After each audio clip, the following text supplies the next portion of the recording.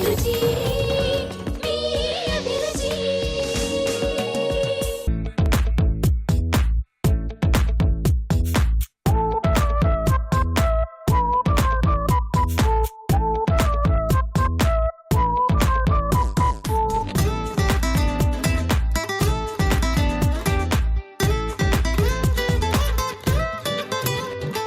ఇప్పుడు మనం కల్పన గారు అని చూద్దాం. సో రెడీయా కల్పన గారు?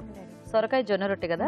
ఓకే, మరి సొరకాయ జొన్న రొట్టె తయారీకి కావాల్సిన పదార్థాలు ఏంటి ఇప్పుడు చూద్దాం. సొరకాయ జొన్న రొట్టె తయారు చేయడానికి కావాల్సిన పదార్థాలు: సొరకాయ తురుము 1 కప్పు, జొన్న పిండి 1 కప్పు, అల్లం చిన్న ముక్క, పచ్చిమిరపకాయలు 2, ఉల్లిపాయ 1, నానబెట్టిన శనగపప్పు కొద్దిగా, పల్లీల పొడి 1 టేబుల్ స్పూన్, ఉప్పు తగినంత, నూనె 3 టేబుల్ స్పూన్లు, కొత్తిమీర కొద్దిగా, కరివేపాకు 2 రెమ్మలు. ఓకే అండి, మరి సొరకాయ జొన్న రొట్టె కావాల్సిన పదార్థాలని చూసారు కదా. కల్పన గారు మొదలు పెడదామా? సో ఫస్ట్ పిండి మిక్స్ చేసి, ఫస్ట్ జొన్న పిండి తీసుకోవాలి. నెక్స్ట్ సొరకాయ తురుము. ఓకే, నెక్స్ట్ నానబెట్టిన శనగపప్పు. ఈ జొన్న రొట్టెలు చేయడం కొంచెం కష్టం అంటూ ఉంటారు కదా. నాకు బాగా అలవాటైపోయింది. బాగా అలవాటు అయిపోయిందా? అంటే పెళ్ళకు ముందు నుంచి చేస్తాను. మా ఫాదర్ కి జొన్న రొట్టెలు బాగా ఇష్టము. సో ఫాదర్ నుంచి అలా అలవాటు అన్నమాట. కరివేపాకు వేసాను. ఓకే, నెక్స్ట్ లైట్ పల్లీల పొడి. ఇది అల్లం పచ్చిమిర్చి ఆనియన్ పేస్ట్. ఓకే, సో అల్లం పచ్చిమిరపకాయలు ఉల్లిపాయ పేస్ట్. ఓకే, టేస్ట్ కి తగ్గ salt, pinch of sugar. Okay, అంతే. లైట్ గా కొత్తిమీర,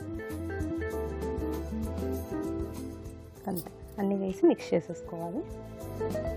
ఆ సొరకాయ తడితో కలిసిపోతుంది. సో చేస్తుంటారా మీరు రెగ్యులర్ గా జొన్న రొట్టెలు? చేస్తుంటాను. నేను జొన్న రొట్టెలు ఈవినింగ్ చేస్తాను, నైట్. ఓకే, ఇలా సొరకాయ ఇలా యాడ్ చేస్తే అంటే మార్నింగ్ టిఫిన్ కి చేస్తుంటాను. ఇప్పుడు ఏమిటి ప్లెయిన్ దానికి దీనికి తేడా? అంటే ఇది ఎందుకు నైట్ చేసుకోకూడదు? చేసుకోవచ్చు, నేను టైం ఎక్కువ పడుతుందనా? అదే లాజిక్ తెలుసుకున్నాను అంతే. సో ఇలా జొన్న పిండి ఇలా ముద్దలాగా వస్తే చాలు. ఓకే, ఇప్పుడు అది సరిపోయిందా? సరిపోయింది.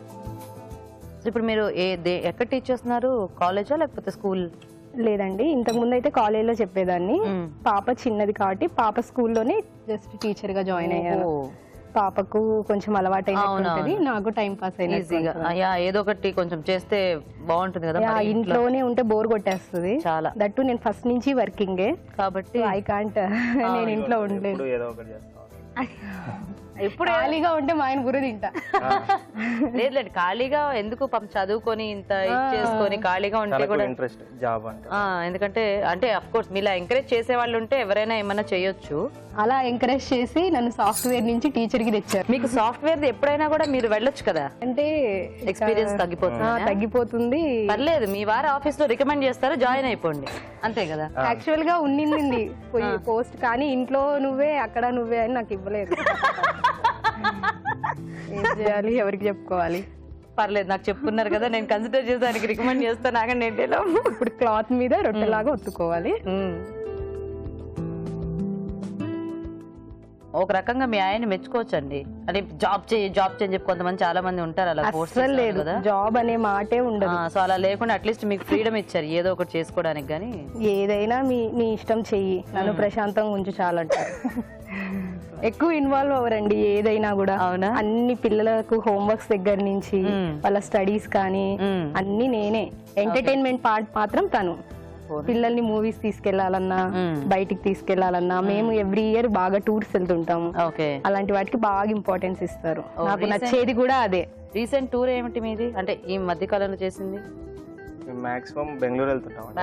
బెంగళూరులో వీళ్ళ అన్న వాళ్ళు ఉంటారు, అక్కడ నుంచి వెళ్తుంటాం. కన్యాకుమారి అనే ప్లేసెస్ అక్కడ బాగుంటాయి కదా. అంటే ఫ్యామిలీస్ అందరం కలిసి వెళ్తాము. Super super nice. ఇప్పుడు పాన్ మీద వేసేయాలి. జాగ్రత్త, ఆల్రెడీ వేడి చేశాను. ఇప్పుడు ఆయిల్ వేసేయాలి. ఓకే, ఆల్రెడీ హోల్స్ పెట్టాం కదా, ఆ హోల్స్ లోను లిడ్ పెట్టేసుకోవాలి. సో ఆవిరి మీద కొంచెం బాగా ఉడుకుతుంది. తర్వాత మళ్ళీ ఇటు కూడా తిప్పేసి వేయించేసుకోవాలి. సూపర్. మీ ఆవిడ బాగా చేసే వంట ఏంటి చెప్పండి? కష్టం.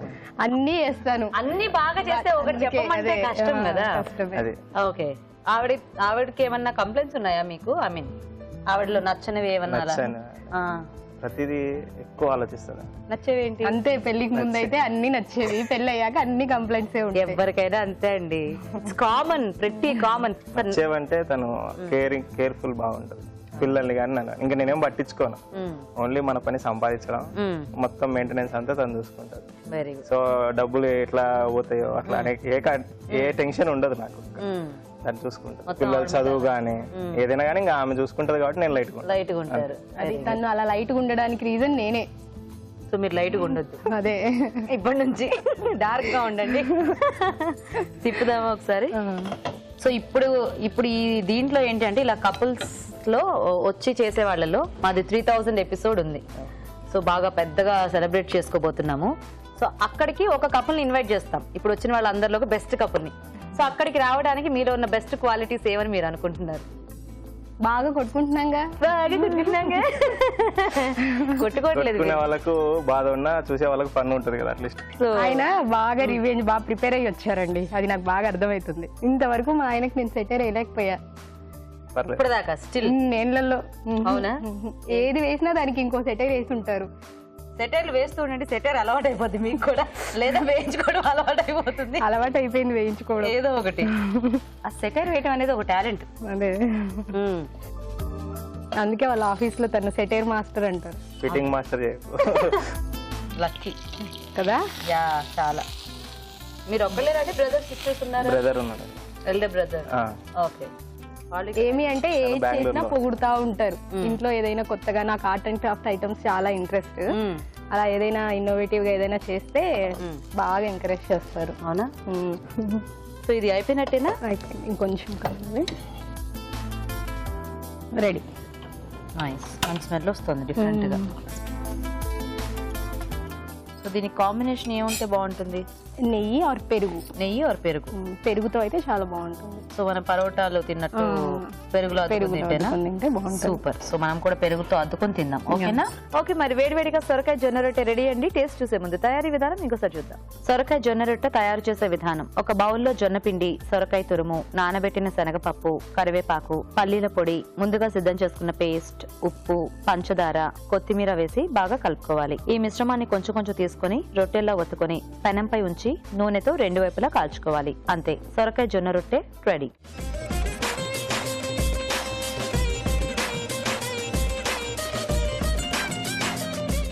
ఓకే, మరి సొరకాయ జొన్న రొట్టె తయారీ విధానం చూసారు కదా రాజు గారు, టేస్ట్ చూసేద్దామా ఇది కూడా? ఓకే.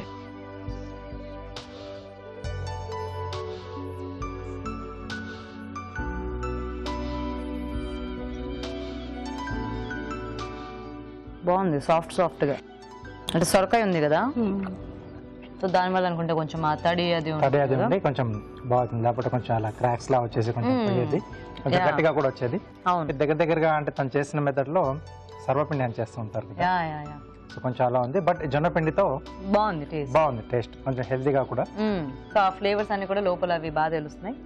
బాగా చేశారు కల్పన గారు, నైస్. ఇద్దరు కూడా బాగా చేశారు.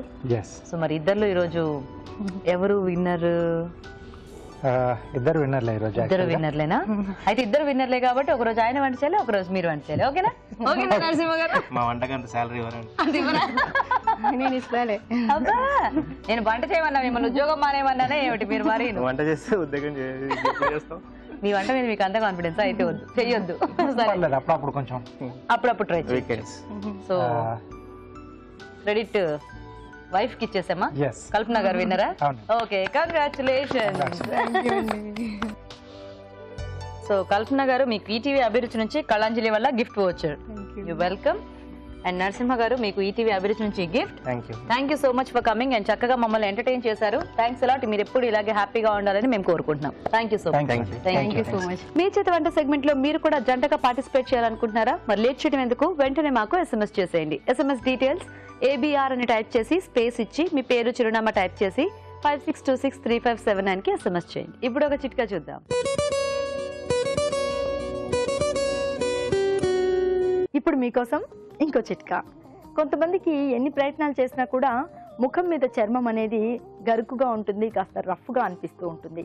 ఇలాంటప్పుడు ఈ చిట్కా ప్రయత్నించండి. మజ్జిగలో కాస్త దూదిని అద్దుకుని ముఖమంతా కూడా మృదువుగా అద్దుతూ ఉండాలి. ఇలా చేసుకుని ఒక 10 మినిట్స్ పాటు అలాగే ఉంచి దాని తర్వాత శుభ్రంగా గోరువెచ్చటి నీళ్ళతో మొహం కడుక్కుంటూ ఉండాలి. ఇలా కనుక రోజుకు ఒకసారి చేస్తూ ఉన్నట్లయితే కొద్ది రోజుల్లోనే చర్మం మీద ఉన్నటువంటి ఆ గరుకుదనం అంతా తగ్గిపోతుంది. ఆ ప్రాంతంలో చర్మం అంతా కూడా మృదువుగా మారుతుంది.